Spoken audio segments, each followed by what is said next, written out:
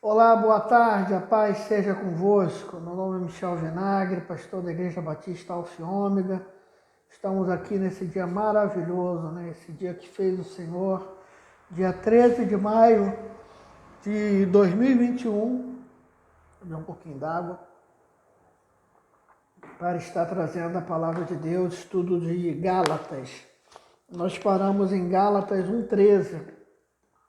Vamos estar no continuidade hoje, Gálatas 1,14 em diante. Nós estamos estudando ali, a inconstância dos Gálatas, como Paulo ele defendeu o evangelho de tudo, qualquer coisa que possa estar se levantando, para tomar o lugar de Cristo, essa coisa, ou qualquer que seja a atração, se assim podemos dizer, não pode ser maior do que o Evangelho de Deus. O Evangelho é Cristo, a bondade é Cristo, os ensinamentos bíblicos é Jesus. Então, quando nós falamos de Evangelho, é anunciar Jesus ressurreto. Então, nós não precisamos de métodos, de técnicas. Isso não significa que você tem que pregar de roupão, com uma barba igual Moisés, usar palavras, com português erudito. Quando eu falo que não temos que ter método, não é numa questão de aproximação, mas não inventar nada, porque o pecador ele não precisa de crenças a mais, ele precisa que a palavra da salvação chegue até ele. Porque quando o evangelho genuíno chega, é a manifestação de Deus e o Espírito Santo é bem claro, a Bíblia, que quem convence o homem do pecado, do juízo, da iniquidade é o Espírito Santo do Senhor. Nós não somos, em hipótese alguma, conhecidos ou chegaremos a lugar nenhum pela nossa própria cultura.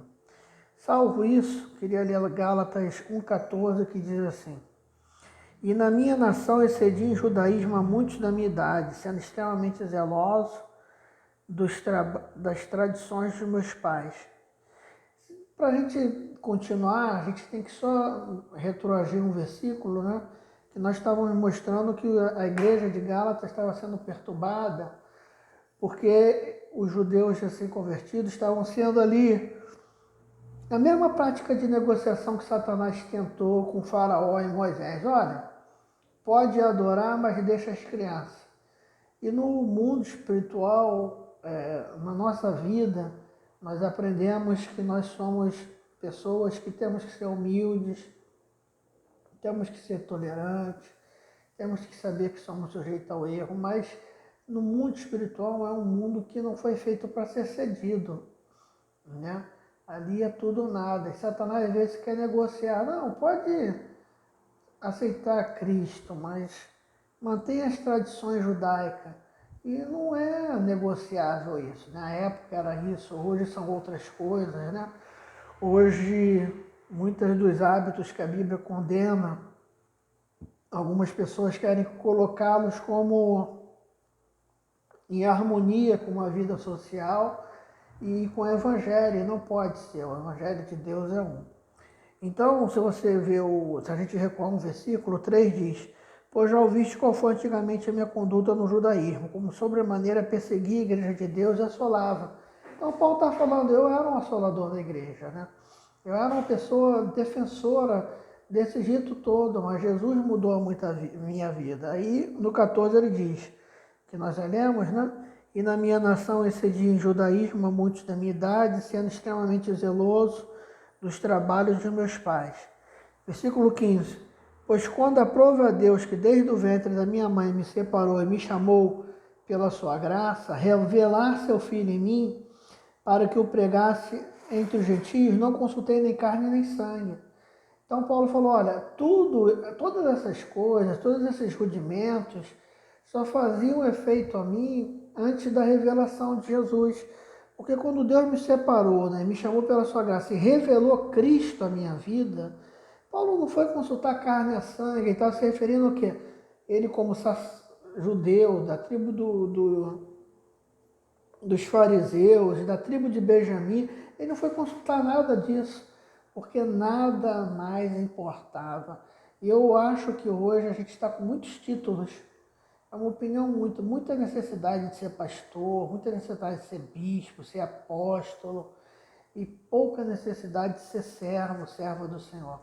O maior credencial que você possa ter é ser servo de Deus. Eu sei que um Deus escolheu como pastor, outro evangelista, outro como professor, mestre, mas são simplesmente nomenclaturas. Isso não pode ser um título, sabe, que rouba. Você já vê essa roupagem, né? Você não sabe quem está falando. Eu sou uma autoridade espiritual, usando, né, os dons de Deus que são inegociáveis para, de alguma forma, trazer, né, um capital social, um capital humano. Na nossa conversão tem que haver a simplicidade do Evangelho, né? A simplicidade real do Evangelho de Cristo. Quem nós somos em Jesus, por que nós estamos agindo desse jeito, né? O que está faltando em nós, o que nós podemos melhorar? São perguntas muito mais satisfatórias do que você sabe quem é, você sabe quem está falando. Então Paulo ele vira, olha, isso para mim nada era a mesma coisa. Quando eu vi Jesus, eu esqueci de títulos eclesiais, ele esqueceu do que ele tinha conquistado na carne, porque só importava agora quem ele era e quem ele representava para Deus. Isso para Paulo importava. Eu creio que tem que ser assim nós, né? Uma vez em Cristo, só nos importar quem nós somos para Deus. Porque se nós olharmos para o passado, quantos de nós não temos um passado e talvez as pessoas fiquem te acusando. Ah, você fez isso, fez aquilo, não interessa. Aquele que está em Cristo, nova criatura é, as coisas velhas se passaram, eis que tudo se fez novo. Você é uma nova criatura em Deus, em Jesus. Se você é uma nova criatura em Deus, em Jesus, o que interessa é a obra que o Senhor está fazendo na sua vida. O que Deus está preparando para você, o que Deus separou para você.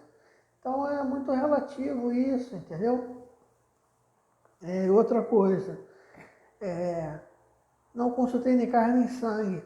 Então nós temos que ter a noção que Deus tem uma obra na nossa vida. Paulo também diz que não consultou carne nem sangue, ou seja, ele não foi buscar apoio ou qualquer sustentáculo no que ele era, ele estava se rendendo ao novo. E nós, como cristãos, temos que se render ao novo. E o novo de Deus é maior do que o velho nosso, é maior do que o velho que passou, sabe? Tudo de Deus que é bom, perfeito e agradável é melhor, de alguma forma, do que já foi. Eu vejo com muita... Desculpa, tô com sono. Eu vejo com muita preocupação quando as pessoas ficam, às vezes, agarradas às suas passadas, né? Ah, eu tive isso, eu era isso, sabe? Despede do seu passado. Aqui é um ensinamento sobre a chegada de Cristo. Ela tem que ser na nossa vida um reverencial, esquecer das coisas que para trás ficaram, esquecer das coisas ruins, aprender com as coisas boas e tentar vivenciar a experiência que Deus está te dando.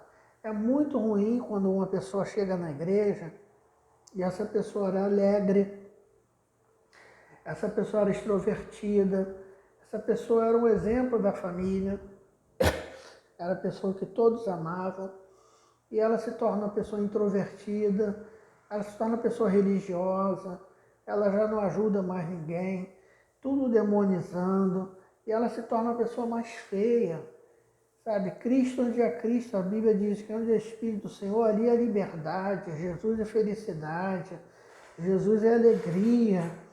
Então eu não consigo ver uma vida em Cristo e você, sabe, ser pior. Nada justifica, né? Aí alguns podem falar, mas o senhor sabe que quando nós adentramos os passos de Deus, vêm as perseguições, vêm as provações. Sim, eu compreendo, né? Vem, muitas pessoas se levantam, eu entendo isso, sim. Passei por isso, mas eu entendo que provações são ganhas pelo poder da fé, que tentações passam e que a verdade sempre prevalece.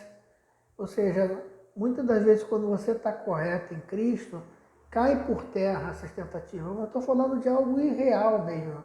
É irreal porque não teria que acontecer, mas é real porque acontece. Ou seja, que é aquele retrato da pessoa mais carrancuda, sabe? Até mais amargurada. Poxa, tem alguma coisa errada. O Senhor te chamou para que as pessoas minimamente vissem que você é luz nesse mundo. Mas que luz é essa? A Bíblia diz que um candeeiro, né, ele não pode ficar embaixo da cama. Acende e se coloca no melhor lugar. As pessoas têm que ver o que o Senhor tem feito na nossa vida. E é coisas tremendas. Né? Aquele que era viciado não é mais, aquele que roubava não rouba mais, aquele que vivia uma vida promíscua, prostituição não vive mais. Há muitas coisas interessantes em Cristo, um verdadeiro testemunho. Uma pessoa que era brigona, que era desonesta, e pelo poder da fé, pelo poder da renovação, pelo poder da transformação, foge de tudo isso e a cada dia tenta ser uma pessoa melhor. É isso que tem que ser caracterizado, é isso que as pessoas têm que ver, o que Deus fez na tua vida. Não é uma obra de maneira de falar, trejeitos de denominação A ou B, de roupas. Onde é o Espírito do Senhor, aí é a liberdade. Deus é Espírito. E importa se os adoradores adoram o Espírito de verdade. O que tem que acontecer é uma vida realmente transformada, sabe? Uma vida lavada, remida no sangue de Jesus. Isso que tem que ser influenciar. Versículo 17, Gálatas 1,17. Nem subi a Jerusalém para estar com os que antes já eram antes de mim, apóstolo, mas parti para a Arábia e outra vez a Damasco. Paulo, toda a igreja primitiva, ela tinha ali seus líderes, que eram apóstolos. Os que viveram com Jesus e algumas pessoas que conviveram com eles. Não fica só restrito aos 11, né? Judas morreu. Mas era ali um núcleo, né? E dali, toda a dinâmica da igreja era centralizada ali. E você vai ver alguma frente aí que Paulo, ele bateu de frente com Pedro, que os irmãos ainda estavam muito centralizados no evangelho somente para judeu. Tanto é que Paulo é chamado apóstolo dos gentios. Ele rompeu com ele não tinha o preconceito. O judeu tinha um preconceito de lidar e relacionar com quem não era judeu. Ele ficava olhando se você comia no prato, se você não limpava o prato, se você tinha aquele costume todo. E isso atrapalhava a pregação do evangelho, né? Então Paulo ele reconhece o seu chamado. Isso é muito interessante. Isso você tem que reconhecer o teu chamado, né? Esquecer de ficar olhando para homens. Isso não ter uma hierarquia, não ter um ponto, mas é o que Deus tem preparado para mim. Essa que é a grande pergunta. Então você também tem que se perguntar o que Deus tem preparado para você. Deus tem coisas grandes para você. É muito ruim quando a gente vê um ministério que tenta tirar, né, esse grau de comunhão. Quem por muito tempo tentou isso, centralizando a Bíblia em latim, as missas em latim, foi a Igreja Romana. A prioridade do Evangelho é trazer luz, é explicar a Bíblia, dar a Bíblia para todo mundo ler, que o Espírito Santo vai te revelar, o que você não entender, fala comigo. Então, da mesma forma que a gente é aberto a que as pessoas tenham conhecimento, tem que deixar as pessoas reconhecerem o seu Evangelho. Paulo, ele teve um impacto tão grande que ele não foi ali pedir bênção de apóstolo. E ele não é uma pessoa que desrespeitava não, tá bom? Em outra oportunidade, né, ele vai falar ali tranquilamente tranquilamente sobre que ele foi lá, ele foi pedir, mas no primeiro instante ele tinha que ter essa sede de Deus. E eu quero falar sobre você, sobre uma coisa que poucas pessoas fazem. Seja livre na presença de Deus, seja como uma criança com coração puro. É necessário a ajuda de outros homens? É necessário o ensino da palavra. Mas não coloque homens à frente de Deus. A igreja evangélica hoje é muito marcada, né? Os discursos, eu sou teu líder. Ai daquele que faz alguma coisa com o ungido de Deus. Aí vai lá o homem amaldiçoa o outro porque fez aquilo. Ó, tua vida vai ser uma maldição porque você não fez isso para o pastor. Parar disso, pessoal. Vamos abençoar o povo, vamos, sabe, levantar as pessoas, pegar as pessoas que estão passando dificuldade e vamos ajudar mesmo, entendeu? Levá-las a um estágio de amadurecimento, parar com essa centralização das coisas, né? Isso não é legal. Paulo ele foi ali impactado, tinha uma bagagem tremenda, ele não foi para Jerusalém, foi para onde Deus mandou. Vai para onde Deus manda. E ali ele tem, né? Olha, agora interessante, versículo 18. Depois, passado 3 anos, subi a Jerusalém para ver a Pedro e fiquei com ele 15 dias. Só depois de 3 anos ele foi. O que é que eu quero tirar disso? Eu vou encerrar aqui. Pedro, ele faz uma coisa interessante, Paulo, né? Ele só vai lá depois de 13 anos, né? 3 anos. Depois, passado 3 anos, subi a Jerusalém para ver a Pedro e fiquei com ele 15 dias. Qual é a grande experiência aqui para nós fecharmos, né? A gente está trabalhando sobre Gálatas. A gente está no começo. Paulo está se apresentando aos Gálatas, exortando a eles, ó insensato Gálatas, como passaste do Evangelho de Cristo para outro. Ali ele começa a explicar, falando que, olha, eu também tinha tudo para me vangloriar. Sabe, eu sou judeu, sou da tribo Benjamim, tenho cidadania romana, mas quando eu via Cristo, eu só seguia Cristo.